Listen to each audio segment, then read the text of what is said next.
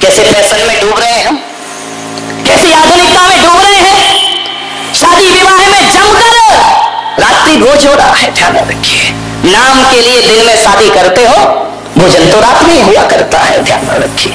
मान्यवर, ये परंपराओं पे रोक लगे, नहीं तो हमारा धर्म ज्यादा दिन जिंदा नहीं रह सकता है। कोई भी धर्म, कोई भी समाज जिसमें हिंसा हो, व्यभिचार हो, जिसमें झूठ हो, जिसमें छल फरेब हो, वो ज्यादा दिन तक स्थायी नहीं रह सकता है, ध्यान रखिए। एक आदर्श समाज का निर्माण करो। कैसे अपना अस्तित्व बचाएंगे हम यदि हम अपने चरित्र खो देंगे। आपसे श्रावक का 1% चरित्र निभता नहीं है, मुनियों के चरित्र पे प्रश्न चिन्ह लगाया करते हो। एक बात याद रखना, जैन समाज से मैं कहने जा रहा हूं, भगवान महावीर के मोक्ष जाने के बाद 90% मुनियों का चरित्र हमने पाल रखा है, ध्यान रखिए। 10% स्खलन हो सकता है, कलयुग है, पंचम काल है, सहननहीन है। 10% में अपने द्वेष स्वीकार करता हूं कि आज के इस युग के मुनियों में 10% चारित्र में स्खलन होगा, लेकिन 90% चरित्र आज भी दिगंबर मुनि पाला करता है। आज भी जैन मुनि 90% चरित्र पालते हैं। अब मैं तुमसे पूछता हूं, क्या तुम्हारा 90% श्रावकाचार है? बताइए, मैं आपसे पूछने जा रहा हूं।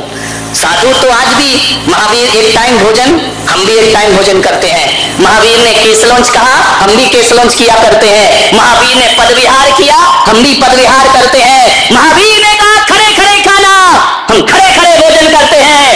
आज भी 90% चरित्र महावीर का हम जीते हैं।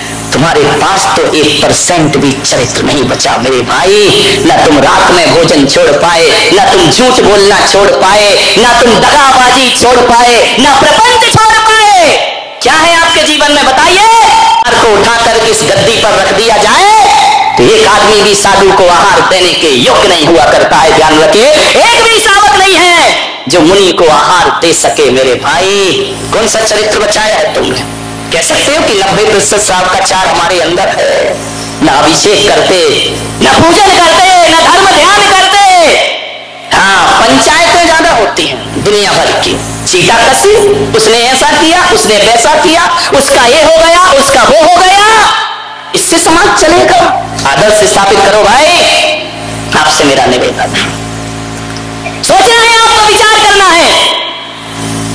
बड़ी विनम्रता से मैं आग्रह कर रहा हूं आपसे, एक स्वस्थ समाज का निर्माण करिए। स्वस्थ समाज चरित्र और आचरण से स्थापित हुआ करता है। अहिंसा और अपरिग्रहवाद कहां है हमारे पास? यदि मैं एक एक श्रावक का चरित्र देखने लगूं ना, तो ये समझना कि मुझे उपास ही करना पड़ेंगे, आहार तो मिलने वाले हैं नहीं है, ध्यान रखना। सबके चरित्र खराब हो गए। किसकी आत्मा पवित्र है? कोई मसाला खाता है, कोई शराब पिया करता है। आज की समाज दोहरा जीवन जी रही है, मंदिर में पानी छान कर बाहर शराब पी रही है। आज की समाज दोहरा जीवन जी रही है, ध्यान रखना। कैसे धर्म चलेगा ये? मान्यवर, मुझे दुख होता है इस बात का कि आज हम संतों को जैनों के बीच में बैठकर ये कहना पड़ता है कि पानी छान कर पियो, रात में मत खाओ। आज अहिंसक समाज में शाकाहार का प्रवचन करना पड़ता है। ये हम संतों की सबसे बड़ी बदकिस्मती हुआ करती है, ध्यान रखना। हमें जैनों को कहना पड़ रहा है कि अंडे मत खाइए, हमें जैनों को कहना पड़ रहा है कि शराब मत पीजिए, ध्यान रखना। इससे ज्यादा बदकिस्मती क्या होगी हमारी? एक दूसरी कौम को समझाऊं तो बात समझ में आती है। एक समय वह आदर्श था इस जैन समाज का कि अदालत में यदि किसी जैन ने गवाही दे दी तो वो आदर्श हमारे बुजुर्गों ने स्थापित किया था, फिर किसी और गवाही की जरूरत नहीं पड़ा करती थी। एक जैन ने कह दिया, इसका मतलब कोई सबूत ढूंढने की जरूरत नहीं है। लेकिन आज ये है, आज जैन यदि गवाही दे दे तो 1000 सबूत मांगती है अदालत हमसे, ध्यान रखिए। एक चरित्र हमने बिगाड़ लिया है अपना। सोचना है आपको, क्या आज आपके घर ऐसे हैं कि मुनि कभी भी आकर आपके यहाँ आहार ले ले? अरे आहार लगाने के लिए मीटिंगें होती हैं कि आज का चौका तुम लगा लेना, कल का चौका हमारे यहाँ तो नहीं लग सकता। बोले क्यों? थोड़ा डिस्टर्ब है, थोड़ी दिक्कत है, हमारे यहाँ चौका नहीं लग सकता। बोले क्यों? अड़चन है हमारे यहाँ चौका नहीं लग सकता है, दादाजी बाहर गए। ये स्थिति है। पहले के मुनि जो होते थे ना, किसी भी जैन श्रावक के घर जाके खड़े हो जाएं तो श्रावक पड़गा के उन्हें आहार प्रदान कर दिया। ये खान पान बदल गया हमारा। मान्यवर, बातें बुरी लग रही होंगी, चुभ रही होंगी, लेकिन चुभना चाहिए। मैं माफी नहीं मांगूंगा, ध्यान रखना कि तुम सोचो तुम्हें बुरा लग रहा है तो मैं बोलूं कि मुझे माफ कर दो, बिल्कुल नहीं। तुमको बुरा लगना चाहिए और इतना बुरा लगना चाहिए, इतना बुरा लगना चाहिए कि अपने आप तुम्हारा जीवन परिवर्तित हो जाए और तुम अपने आप को बदलने के लिए तैयार हो जाओ। ध्यान रखिए, आज जेल है, ये बच्चे घूमते हैं, ये छोरे घूमने जाते हैं, पर्यटक स्थलों पे जाते हैं, वेज नॉन वेज दोनों का एक ही होटल है, वहां पर वेज खा लिया करते हैं। मेरे महावीर तो कहते हैं कि नॉन वेज होटल का यदि तुमने पानी भी पी लिया तो तुम्हें मांसाहार का पाप लगा करता है, मांसाहार का पाप के अपराधी आप हो जाते हैं। हम तो ऐसे लोगों का छुला हुआ पानी भी पीना पसंद नहीं किया करते। आप अपने बच्चे को ये नियम नहीं दे सकते हो कि बेटा प्यासा रह जाना, लेकिन कभी भी मांसाहारी होटल का पानी भी पीने का प्रयास मत करना अपनी जिंदगी में। ध्यान रखिए, मुंबई में मैं गया, ऐसे ऐसे परिवार हैं, ऐसे ऐसे घर हैं जहां बाप बेटे मिलकर शराब पी रहे हैं, जैन समाज के लोग। वह आके मंदिरों में, समाजों में माला और तिलक धारण करते हैं। ध्यान रखिए मान्यवर, चरित्र बदलिए अपना, व्यवहार बदलिए अपना, वरना इस समाज पतन की ओर चला जाएगा। ध्यान रखिए, आलू प्याज बनता है तुम्हारे यहाँ, बारातों में बनता है, शादियों में बनता है। नहीं मेरे भाई, ये संस्कृति तुमने आज ना बचाई तो आने वाले मुनि अकेले क्या करेंगे, वो कितना संभालेंगे। मुनि केवल उपदेश कर सकता है, श्रावक को उसका पालन करना चाहिए, तब जाकर 18,000 वर्ष तक ये जैन धर्म जिंदा रहेगा। ध्यान रखिए मान्यवर, क्या कर रहे हैं हम लोग, विचार करिए। आगे सिख परेशान होता है तो दूसरा सिख भाई उसका सहारा बनता है। आज जैन परेशान है तो जैन सहारा बने, इसकी कोई गारंटी नहीं हुआ करती है। मान्यवर, आप जैनों को रोजगार क्यों नहीं दिलाते हैं, अपने यहां सर्विस में क्यों नहीं रखते हैं, जैनों को बढ़ावा क्यों नहीं। छोटी सी समाज है, तुम्हें तो सरकार से भी कुछ मिलने वाला नहीं है, तुम्हारे दम पे तो सरकार भी नहीं बना करती है। लेकिन मेरा आपसे निवेदन है, इस समाज को यदि आदर्श समाज बनाना है तो जरूरतमंद जैनों को नौकरी दिलाने का संकल्प उठाइए अपने जीवन में। इस समाज को यदि आगे बढ़ाना है, जैन के व्यापार को आगे बढ़ाए, एक दूसरे के काम आए, समाज सेवी बालक बालिकाओं को प्रोत्साहन देना चाहिए, उनकी पीठ थपथपाना चाहिए, लेकिन नहीं होता है। मान्यवर, ये प्रवचन आप ये मत समझना कि मैं केवल जैन समाज के लिए कर रहा हूं, मैं कह रहा हूं ब्राह्मण समाज ब्राह्मणों का उद्धार करे, माहेश्वरी माहेश्वरी का उद्धार करे, जैन समाज का उद्धार करे, मुसलमान मुसलमान का उद्धार करे। यदि हर कौम अपनी अपनी कौम को मजबूत बनाने में जुट गई, यदि देश की सभी कौमें मजबूत हो जाएंगे, मेरा भारत अपने आप मजबूत बनकर के खड़ा हो जाएगा, अपने आप मजबूत। मैं नहीं कह रहा हूं कि हिंदू मुसलमान की सहायता करे, मैं नहीं कह रहा हूं कि मुसलमान हिंदू की सहायता करे, पर हर कौम अपने अपने भाइयों की सहायता तो कर सकती है ना। इतना तो हम अपने जीवन में कुछ कर सकते हैं ना। जैनों में झगड़े चल रहे हैं, आज जैन के पास बैठ जाओ तो 2-4 बातें होती है, कुछ नहीं होती है ज्यादा।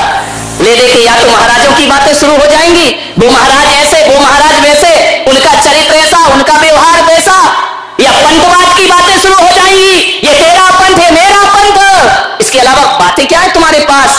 धार्मिक क्षेत्रों में 4 लोग बैठ जाएंगे, कोई महाराजों की बुराई करेगा, कोई धर्म की बुराई करेगा, कोई पंथवाद की बुराई करेगा, ऐसी समाज चलेगी अपनी। ध्यान रखिए मान्यवर, ये बुराइयां निंदा बंद करो।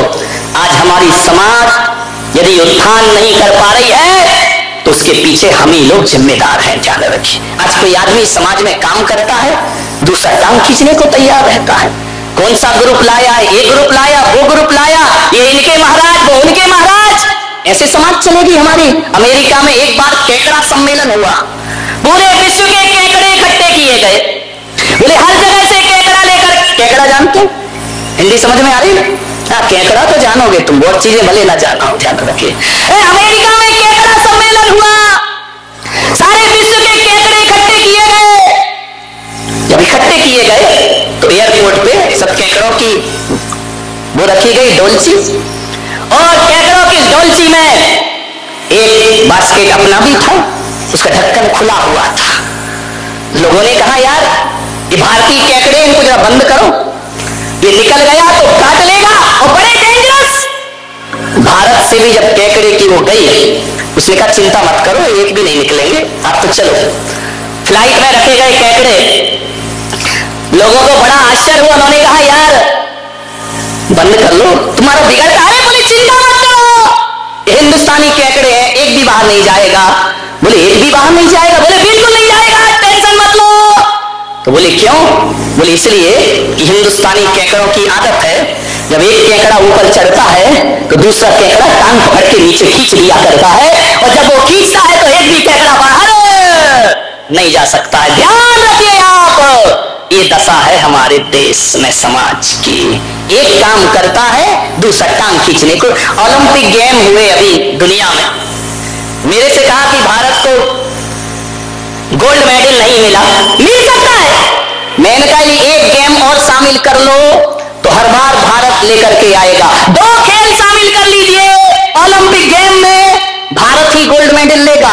बोले कौन से 2 खेल? एक तो मैंने कहा कुर्सी दौड़, बड़े माहिर हैं भारत के लोग कुर्सी दौड़ में, ध्यान रखिए, कुर्सी दौड़ शामिल कर दो, भारत को गोल्ड मेडल मिलेगा। और दूसरा एक गेम और शामिल कर लो, कबड्डी। कबड्डी, यदि कबड्डी शामिल हो जाए तो गोल्ड मेडल भारत को मिलेगा। बोले कबड्डी में क्यों मिलेगा? मैंने कहा कबड्डी में सिवाय टांग खिंचाई की और होता क्या है, और टांग खिंचाई में हिंदुस्तान बहुत आगे रहा करता है। टांग कबड्डी में क्या होता है, इसकी टांग खींचना, उसकी टांग खींचना, और टांग खींचने में तो अपना देश सबसे नंबर 1 है। ध्यान रखिए, टांग खिंचाई मत करिए भाई, व्यर्थ समय मत गंवाओ।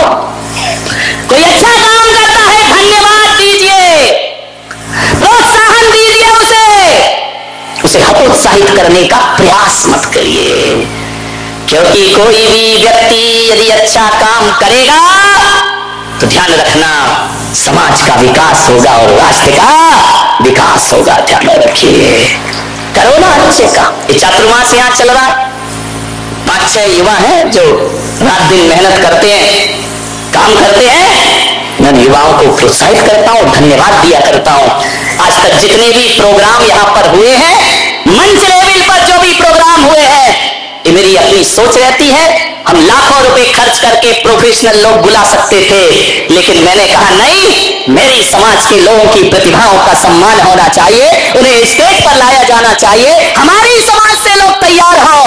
आज बच्चों ने वो प्रतिभाएं दिखाई हैं कि लोग दांतों तले उंगलियां दबा रहे हैं कि जैन समाज के बच्चे भी सांस्कृतिक प्रस्तुतियां दिया करते हैं, लाखों रुपए खर्च होते हैं इसमें, हमने 1 रुपया भी खर्च नहीं किया है। ध्यान रखिए, कवि सम्मेलनों में लाखों रुपए खर्च कर दिया करते हैं, बाहर से पार्टियां बुलाकर लाखों रुपए खर्च कर देते हैं। मेरे भाई, यदि खर्च करना है तो इन बच्चों पे खर्च करिए जो आपके ही घर के बच्चे हैं, और अपनी प्रतिभाओं को निखार करके यहाँ से